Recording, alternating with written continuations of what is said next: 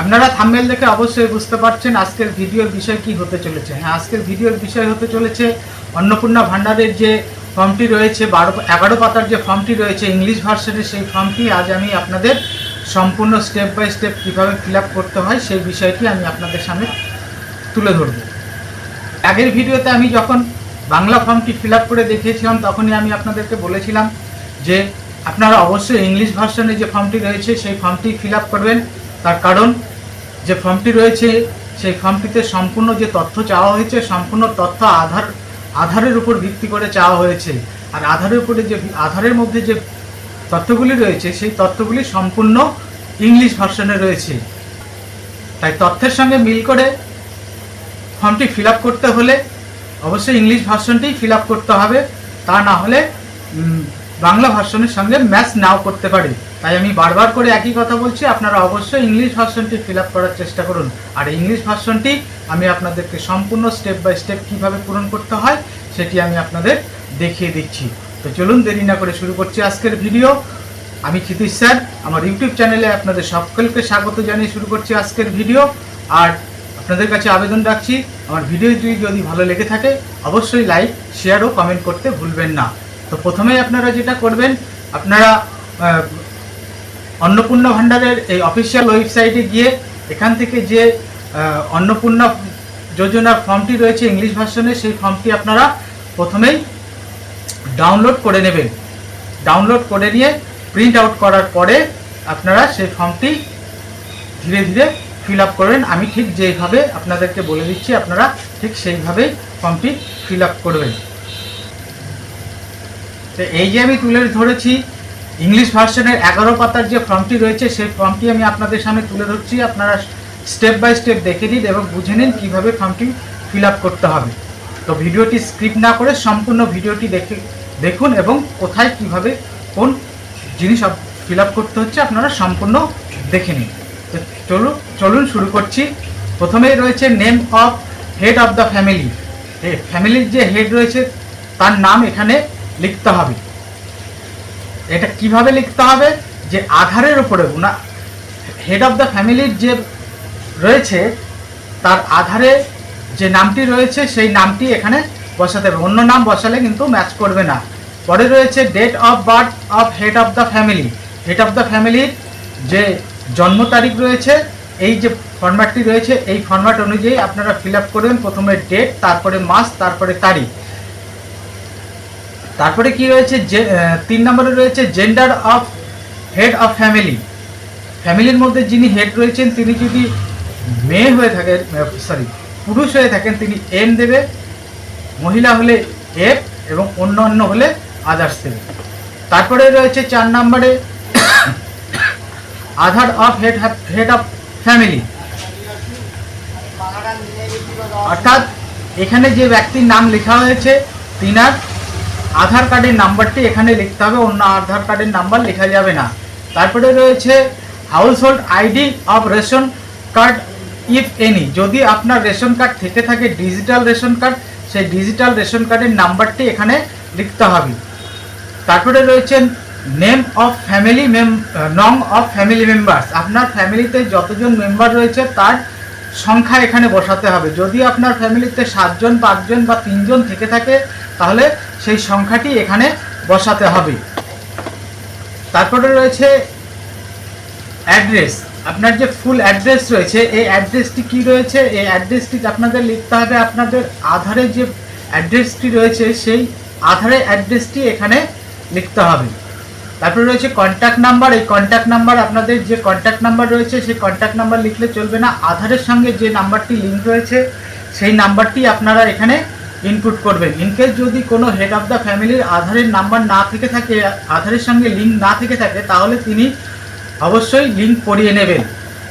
তারপরে রয়েছে 9 নম্বর, 9 নম্বরে রয়েছে name of DOB, gender, relation with head of family, Aadhaar all of family members, অর্থাৎ আপনাদের ফ্যামিলি মেম্বারে যতজন লোক রয়েছে প্রত্যেকের আধার কার্ড অনুযায়ী নাম, জন্ম তারিখ, জেন্ডার, হেড অফ দ্য ফ্যামিলির সঙ্গে রিলেশন, এই সমস্ত কিছু তথ্য এবং সঙ্গে আধার কার্ড এই তথ্যগুলি এখানে ফিল আপ করতে হবে। তবে এখানে বলে রাখি যে হেড অফ দ্য, প্রথমেই রয়েছে হেড অফ দ্য ফ্যামিলি, যিনি হেড অফ দ্য ফ্যামিলি রয়েছে, হেড অফ দ্য ফ্যামিলির কোনো রিলেশন দেওয়ার প্রয়োজন নেই, এই জায়গাটাতে কোনো রিলেশন দেওয়ার প্রয়োজন নেই।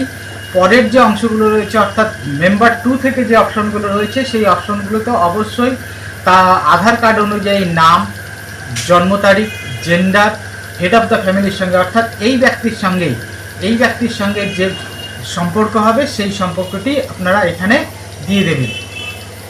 তারপরে আধার নাম্বার। এবার এখানে দেখুন একটা ইনফরমেশন দেওয়া রয়েছে যে যদি কোনো ফ্যামিলি মেম্বার 5 বছরের নিচে হয়ে থাকে, তাহলে যদি তার আধার কার্ড না হয়ে থাকে সেক্ষেত্রে সে আধার কার্ড নাম্বার না দিলেও চলবে। তো এইভাবে একে একে করে যে সমস্ত ফ্যামিলিতে 5 জন রয়েছে বা তার কম রয়েছে তারাই এই ফর্মটি ফিল আপ করবেন। এইভাবে 5 পর্যন্ত আপনারা ফিল আপ করে নেবেন। যদি 5 জনের কম থাকে 5 জনের কমেই তারা 5 জনের কম হলে 5 জনের কমেই দিবেন। এরপরে রয়েছে 11 নাম্বার এপিক অর্থাৎ ভোটার কার্ড। এখানে ভোটার ডিটেলস দিতে বলা হয়েছে। ভোটার কার্ড অর্থাৎ ফ্যামিলি হেড অফ দ্য ফ্যামিলির এপিক নাম্বার, ভোটার নাম্বার এখানে দিতে হবে। যে হেড অফ দ্য ফ্যামিলি রয়েছে অর্থাৎ ফ্যামিলির প্রধান যে রয়েছে তার ভোটার নাম্বার এখানে দিতে হবে। এসি নাম্বার আর পার্ট নাম্বার এখানে বসাতে হবে। এসি নাম্বার, পার্ট নাম্বার এখানে বসাতে হবে। তারপরে আদার্স যে সমস্ত সদস্য রয়েছে তাদের প্রত্যেকের পরপর এখানে সাজিয়ে দিতে হবে। এরপরে রয়েছে 12 নাম্বার। 12 নম্বরের ক্যাটাগরি, আপনারা যে ক্যাটাগরিতে বিলং করছেন সেই ক্যাটাগরি এখানে অবশ্যই দেবেন। এসসি হলে এসসি, এসটি, ওবিসি, অন্যান্য হলে এগুলো আপনারা যেটার সঙ্গে যুক্ত আছেন সেটা দিবেন। অবশ্যই সার্টিফিকেট থাকতে হবে, অর্থাৎ এখানে কাস্ট সার্টিফিকেট, যিনি যে কাস্টের সঙ্গে বিলং করছেন সেই কাস্টটি এখানে টিক মারতে হবে। পরের অংশ রয়েছে রেশন কার্ড। আপনার কি ডিজিটাল রেশন কার্ড রয়েছে? যদি থেকে থাকে অবশ্যই টিক মার্ক দেবেন, ইয়েস, না থাকলে না। রেশন কার্ডের ক্যাটাগরি এখানে দিবেন, যে আপনাদের যে যদি থেকে থাকে তাহলে অবশ্যই যে ক্যাটাগরি রয়েছে সেই ক্যাটাগরিতে টিক মারবেন। আপনাদের যে ক্যাটাগরি রয়েছে সেই ক্যাটাগরি এখানে টিক দিতে হবে। ওয়েদার, পরের অংশ রয়েছে whether family is lifting monthly ration. আপনারা যদি মান্থলি রেশন তুলে থাকেন তবে হ্যাঁ টিক মার্ক দেবেন, ইয়েস। আর না হলে যদি আপনারা মান্থলি রেশন না তুলে থাকেন তাহলে নো টিক দেবেন। পরে রয়েছে কি হাউস সাইজ, অর্থাৎ আপনাদের যে বাড়ির নাম আকৃতি, যদি এখানে রয়েছে ডাজ ইয়োর হাউস হ্যাভ 3 পাক্কা রুমস, যদি 3টি পাকা রুমের থেকে থাকে তাহলে হ্যাঁ দেবেন, না থাকলে না দেবেন, পাকা বাড়ি। পরের অংশ রয়েছে whether family own any land, যদি যে ফ্যামিলি রয়েছে সেই ফ্যামিলির নিজস্ব যদি কোনো জমি থেকে থাকে তবে ইয়েস দেবেন, না থাকলে না দেবেন। তারপরে রয়েছে সাইজ অফ টোটাল ল্যান্ড, অর্থাৎ ওই ফ্যামিলির মধ্যে যে ফ্যামিলি রয়েছে সেই ফ্যামিলির যতটুকু জমি রয়েছে যে সেই জমির পরিমাণটা এখানে উল্লেখ করে দিতে হবে। তারপরে রয়েছে ভেহিকেল, অর্থাৎ 4 চাকার মধ্যে 4 নম্বরে রয়েছে 4 চাকা যদি গাড়ি থেকে থাকে তাহলে আপনারা ইয়েস দেবেন, না থাকলে না দেবেন। যদি ইয়েস হয় তাহলে তার বিবরণ এখানে দিয়ে দিতে হবে। 5 নম্বরে রয়েছে হেলথ ইন্স্যুরেন্স, আপনাদের যদি হেলথ ইন্স্যুরেন্স থেকে থাকে তাহলে ইয়েস করবেন, ইয়েস করলে তাহলে এই সমস্ত তথ্যগুলি পূরণ করতে হবে। যদি না থাকে তাহলে এই তথ্যগুলি পূরণ করার প্রয়োজন নেই। তারপরের অংশ রয়েছে ইনকাম ট্যাক্স, যদি আপনারা ইনকাম ট্যাক্স দিয়ে থাকেন, does any member pay income tax or personal tax, আপনার ফ্যামিলিতে যদি কোনো ব্যক্তি ইনকাম ট্যাক্স দিয়ে থাকে তাহলে ইয়েস দেবেন, আর যদি ইনকাম ট্যাক্স না দিয়ে থাকেন তাহলে নো দিবেন। তারপরে রয়েছে প্যান কার্ড, আপনার ফ্যামিলিতে যতজন ব্যক্তি রয়েছে প্রত্যেকের প্যান কার্ড যদি থেকে থাকে তাহলে ইয়েস দেবেন, যদি না থাকে না দেবেন। যদি প্যান কার্ড থেকে থাকে তাহলে এই ঘরগুলো পূরণ করতে হবে, যদি না থাকে তাহলে পূরণ করার প্রয়োজন নেই। প্রথমে রয়েছে হেড অফ দ্য ফ্যামিলির নাম, প্যান কার্ড নাম্বার, এটা হচ্ছে হেড অফ দ্য ফ্যামিলি। এরপরে যারা রয়েছে হেড অফ দ্য ফ্যামিলির নিচে তাদের একই রকমভাবে মেম্বার ওয়ানে রয়েছে মেম্বার ওয়ান, নাম, প্যান কার্ড, একই রকমভাবে পরপর 5টা রয়েছে, এই 5টাকে ফিল আপ করতে হবে। এরপর রয়েছে নেচার অফ এমপ্লয়ি, এটা বাংলা থেকে একটু আলাদা রয়েছে। Nature of employee, head of the family যদি কোনো গভর্নমেন্ট চাকরির সঙ্গে যুক্ত থাকে তাহলে সেটাতে টিক দেবেন, যদি না থেকে থাকে তাহলে টিক দেওয়ার কোনো প্রয়োজন নেই। এর পরের অংশ রয়েছে লিটারেচারি, অর্থাৎ নং of literate adult family members and নং অফ ইললিটারেট ফ্যামিলি মেম্বার্স। আপনাদের পরিবারের যতজন শিক্ষিত রয়েছে, লিটারেট অর্থাৎ শিক্ষিত, যদি আপনাদের 5 জন ফ্যামিলি হয়ে থাকে তার মধ্যে 3 জন যদি শিক্ষিত হয়ে থাকে 3 জন এখানে লিখবেন। যদি 2 জন অশিক্ষিত হয়ে থাকে তাহলে এখানে 2 জন অশিক্ষিত লিখবেন, অর্থাৎ এখানে 3 লিখবেন, এখানে 2 লিখবেন। এবার হেড অফ দ্য ফ্যামিলি যদি থেকে থাকে লিটারেট তাহলে লিটারেটে টিক দেবেন, ইললিটারেট হলে ইললিটারেট দেবেন। বাদ বাকি পরের যে সদস্যগুলো রয়েছে প্রত্যেকের নাম লিটারেট ইললিটারেট উল্লেখ করে দিতে হবে। এর পরের অংশটি রয়েছে 5 নাম্বার। 5 নাম্বারে রয়েছে if any members of former current holder of any constitution post, অর্থাৎ এখানে আমি বাংলায় বলে দিচ্ছি, আপনার ফ্যামিলিতে যদি কোনো ব্যক্তি এমএলএ, এমপি বা কোনো সরকারি পদে যুক্ত থেকে থাকেন তাহলে ইয়েস দেবেন, না থাকলে নো দেবেন। যদি থেকে থাকে তার বিবরণ অর্থাৎ এখানে দিতে হবে, আর সেই সঙ্গে তার অ্যাপ্রুভ ডকুমেন্টসটাও জেরক্স করে সঙ্গে রাখতে হবে। পরে রয়েছে any member of a government pension, আপনার ফ্যামিলিতে যদি কোনো সরকারি পেনশন পেয়ে থাকে তাহলে ইয়েস দেবেন, না থাকলে নো দেবেন।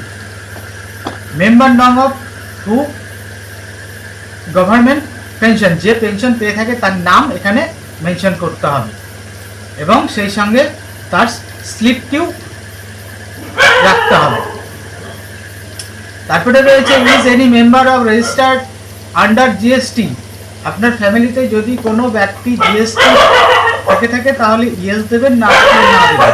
এরপরে রয়েছে 8 number total annual family income, আপনাদের যে ফ্যামিলি ইনকাম রয়েছে, যে ফ্যামিলিতে বাৎসরিক যত ইনকাম আছে সেই ইনকামটা এখানে লিখতে হবে ডিজিটে।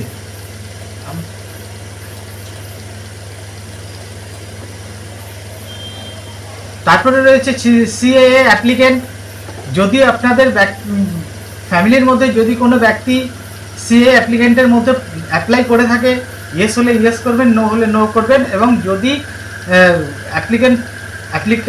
অ্যাপ্লিকেশন করে থাকে,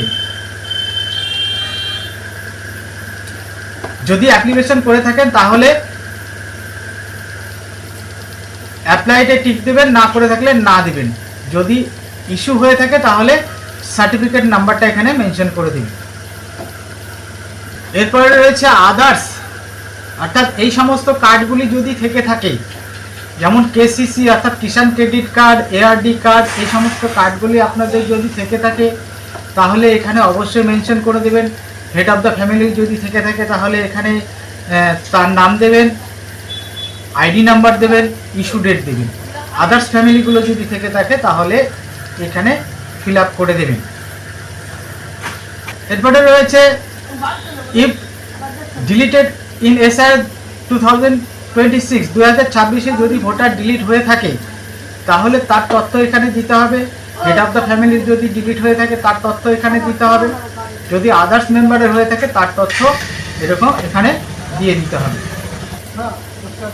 পরের বিষয় রয়েছে সোশ্যাল স্ট্যাটাস অ্যান্ড ডিপার্টমেন্টস, এখানে কি বলেছে, details of all children's in the family attending school, আপনার ফ্যামিলিতে যে সমস্ত শিশুরা স্কুলে পড়াশোনা করছে তাদের ডিটেলস এখানে দিতে হবে।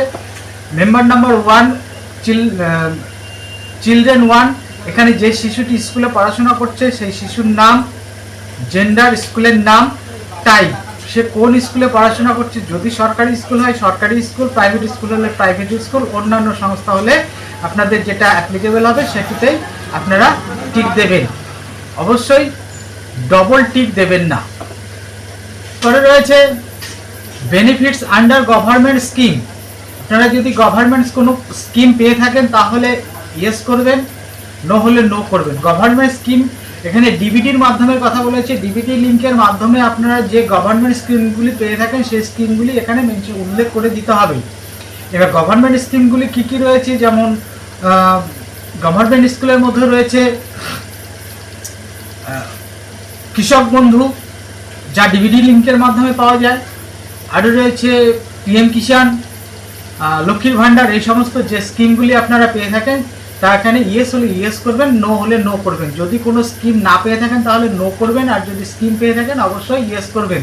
যদি ইয়েস করেন তাহলে এখানে এক এক করে প্রত্যেকটা ঘরে প্রথমেই হেড অফ দ্য ফ্যামিলি, প্রথমে যে স্কিমটি রয়েছে সেই স্কিমটির নাম লেখেন, এখানে ইয়েস টিক করে দেবেন। তারপরে যে মেম্বারগুলো রয়েছে পরপর একই রকমভাবে মেনশন করে দেবেন। এরপরে রয়েছে যে পার্টটি রয়েছে, এই পার্টটি সরকারি অফিসাররাই ফিল আপ করবেন। আর এখানে যে পার্টটি রয়েছে সেই পার্টটি এখানে সম্পূর্ণটা তথ্য আপনারা সুন্দরভাবে পড়ে নেবেন। এই পার্টটিতে বলা হয়েছে আমি যে সমস্ত তথ্য দিচ্ছি সমস্ত তথ্য সঠিক, যদি ভুল হয় শাস্তি পেতে আমি রাজি আছি। যদি রাজি থেকে থাকেন তাহলে এখানে টিক দেবেন এবং এখানে নিজের সই করবেন। যে যে অ্যাপ্লিকেন্ট রয়েছে সেই অ্যাপ্লিকেন্ট এখানে সই করবে। এই পার্টটিতে আপনারা হাত দেবেন না, এই পার্টটি আপনাদের যে অফিসার রিসিভ করবেন তিনি ফিল আপ করবেন, তাই এই পার্টটি আপনারা কোনো মতে ফিল আপ করবেন না। এই ছিল আজকের সম্পূর্ণ ভিডিও, আশা করি আপনারা সম্পূর্ণ বুঝতে পেরেছেন। আমি আবারও বলছি, ভিডিওটি যদি ভালো লেগে থাকে অবশ্যই লাইক শেয়ার কমেন্ট করতে ভুলবেন না। এই রকম ইনফরমেটিভ ভিডিও পেতে অবশ্যই চ্যানেলটিকে সাবস্ক্রাইব করে রাখবেন এবং নোটিফিকেশনটি অন করে রাখবেন, যাতে করে আপনারা সবার আগে এই রকম ইনফরমেশন ভিডিওগুলি পেতে থাকেন। তো চলুন শেষ করছি আজকের মতো ভিডিও, দেখা হবে পরের ভিডিওতে।